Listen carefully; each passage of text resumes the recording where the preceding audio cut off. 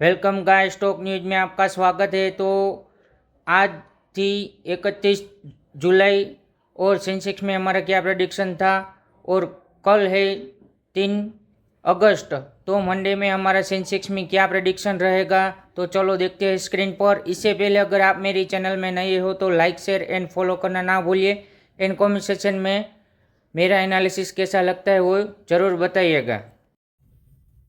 तो मार्केट आज एक फ्लैट ओपन हुआ और एक अच्छी खासी, जो कि हमारा 78,000 सपोर्ट था, वहाँ से एक अच्छी खासी हमें बाइंग दिखने को मिली, लेकिन हमारा फर्स्ट टारगेट डन करके एक बेरिश मूव दिखाया। ये तो थी आज की एनालिसिस। चलो देखते हैं 3 अगस्त हमारा मंडे में क्या प्रेडिक्शन रहेगा। तो फिलहाल मार्केट अभी 78,030 पर क्लोजिंग दिया है। अगर फ्लैट खुलता है जो कि 78,190 है, तो अगर अब खुलता है तो 78,400, 78,450, 78,670 और 78,811 हमारा लेवल रहेगा। अदरवाइज मार्केट कहीं फ्लैट खुल के जो कि एक सपोर्ट की तरह काम करेगा 78,000, तो उसे अगर ब्रेक करता है 77,790, 77,560 और 77,400 का हमारा लेवल रहेगा।